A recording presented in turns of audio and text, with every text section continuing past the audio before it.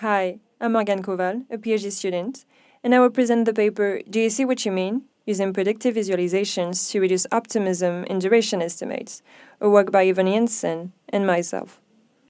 We were interested in a cognitive bias called the planning fallacy, which is defined by a phenomenon in which underestimation of a task duration is almost systematic and not lessened by the knowledge of how long past tasks have taken.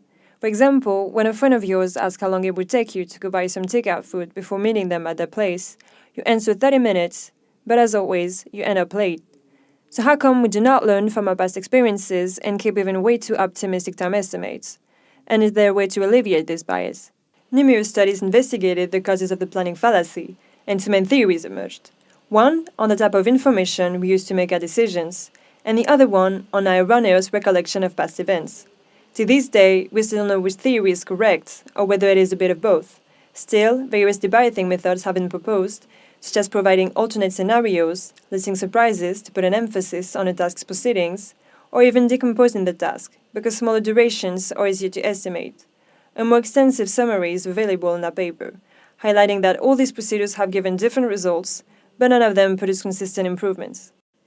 We suggest a new method that makes use of visual support rather than just textual or oral inquiries, and help estimators appreciate the uncertainty of tasks.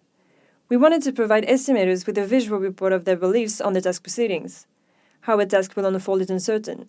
A lot of things can happen, and the same task does not always take the same amount of time.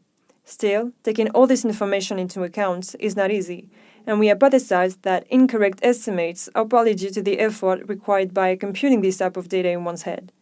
What we could do is retrieve information on how estimators perceive the task and compute a personalized probability distribution of the duration. We use two non-debating methods to elicit data from participants. The first one is a task decomposition, in which the task is broken down into smaller subtasks. The second debating method is a surprise listing one, in which we provide participants with a list of events that can either quicken or slow the task duration, and they have to estimate the duration of these events and the frequency with which they can occur. To compute the probability density of the overall task, we first draw samples from each of these distributions and then sum them up to get one sample for the overall task distribution. Repeating this 10,000 times gives us the overall density distribution.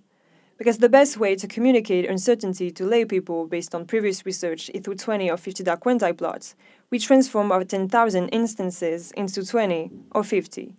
Each dot can still represent one instance of the task to the participants, but in a more legible way. We call these dot plots predictive visualizations because they show simulated data of plausible future events. To evaluate this new method, we conducted a pre-registered online study on Prolific using a hypothetical scenario that most participants will be familiar with, a grocery shopping one similar to the example shown before. The study was divided into two parts, such that each addresses a different problem. How long will it take me? And when do I have to start to finish in time? For all estimates, we asked them to consider a 95% prediction interval. That is an interval in which 95% of instances would fall. After reading the scenario, participants had to provide a first estimate for the whole task duration.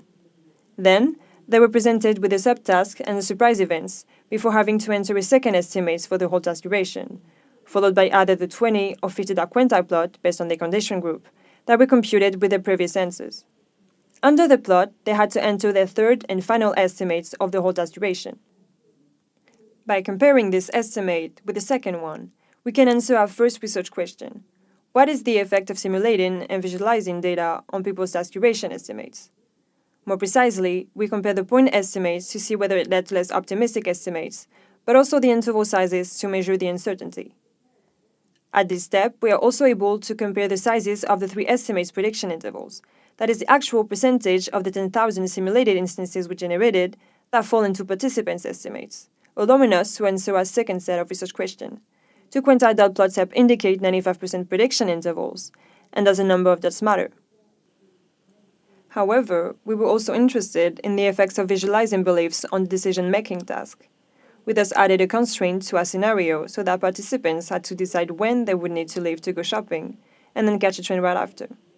Once again, we retrieved information on the duration of a trip from the grocery store to the nearest train station, and on a potential disturbing event to compute a new probability distribution. We also asked them for their initial preferred departure time. Depending on the condition, they were then either presented with a slider linked to an interactive text, or an interactive line chart also supplemented with text.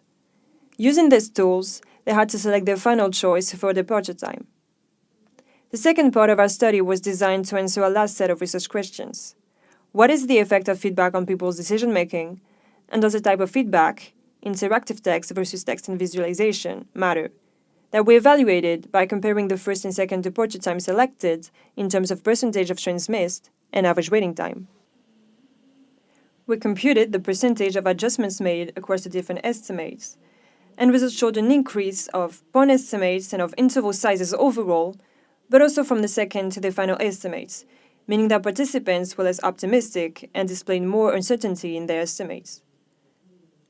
As for the sizes of the prediction intervals, we counted how many of the 10,000 draws fell into estimate bounds to get a percentage, and even though participants were not able to provide a 95% prediction interval for any of the three estimates, they were closer to it after seeing the dot plot.